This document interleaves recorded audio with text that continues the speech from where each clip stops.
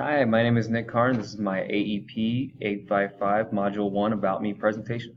So just real quickly about me, my wife's name is Paige, and we're actually expecting a son here late November, early December, wherever he decides to come, and his name will be Maddox. So we are adding on to our family, so that's pretty exciting.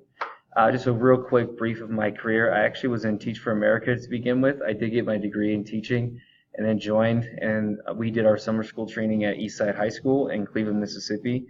My plan was to teach down south in Mississippi, but then they had an opening at Carmel Middle School in Colorado Springs, Colorado, and so I decided to take that position instead. So I went there in the fall of 2013.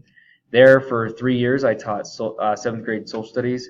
I also did a little bit of Avid, and I coached pretty much everything I could get my hands on, so softball, volleyball, and boys basketball.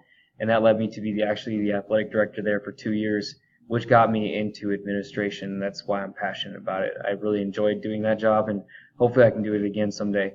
I taught social studies and coached varsity football at Fountain Fort Carson High School after I left Carmel. I did that for 2 years, and now I'm the Avid coordinator slash teacher at Sierra High School.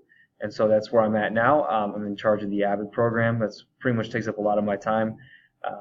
But then I also will try to get involved in other things as the year goes on. But I'm the head of the Avid program, so I will be leading meetings every month for our site team. Also be doing a lot of plans for the Avid program, getting parents involved, all that stuff. So I have my hands on a lot of different departments as well by helping them and supporting them with their students' education. So my biggest influence in my life was my little brother Dakota, which that's him there on the left, and that's me on the right. He passed away when he was 14, so that would have been about 7 years ago. And he's been a big influence on my life for multiple reasons, but the biggest reason is that he was my best friend. He was the kindest person you would ever meet, and he not only influences me, he influences a lot of people. So I think anybody in my family can tell you that. I think anybody that knew him can tell you that. But he was just a special guy. He loved everybody, never judged anybody on their looks, color, it didn't matter. He was just loved everybody. So he was a great influence on my life, and that led me to kind of help out Special Olympics, which really got me involved in education. So I have him to thank for my career, and kind of what gets me out of bed every day is my students and kids like him, and that's really what it's all about for me, is just helping others and teaching others and seeing my students grow, but then just remembering that he was that kind of big influence on my choice to go into education. And then my personality results here are, I agree with most of them. I was surprised by extroversion. Most people think that I'm pretty extroverted. And it wasn't horrible, but at the same time, I thought that would be higher. But I know that deep down that I'm not as extroverted as people think, but I think that's how people look at me. Emotional stability, I pretty much agree with. I'm pretty much a low-key kind of person, so that made sense. Agreeableness, I thought would actually be lower because I tend to be stubborn sometimes, but I think as long as you can provide me facts and rationale, I can agree with you pretty easily.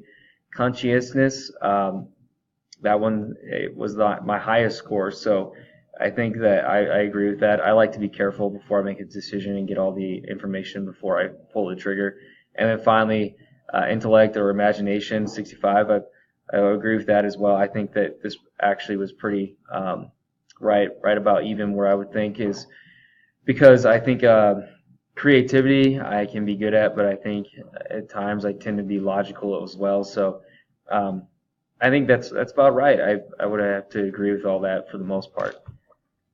So my leadership theories, my first theory that I think stuck out to me the most when I was looking at them was the contingency theory. Mostly because I think that there's situations and there's variables in those situations that lead us to a certain kind of leadership style. Also, I think the relationship piece with other people, everybody's a little different, and so trying to figure out what works best for them is important to leadership. So I agree that I can kind of shift my leadership style depending on the situation and depending on the person.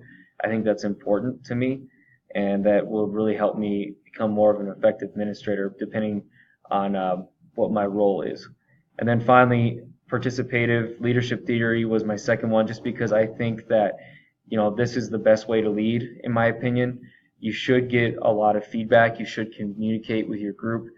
in the end, it is your decision as the leader, but I think you should get all the information you can and talk to others and look at all the details that you can and then make the best possible decision based off those details and that communication piece. So that's kind of my whole theories and my leadership theories, and then a little bit about me. I hope you enjoy it, and I look forward to this class and working with y'all.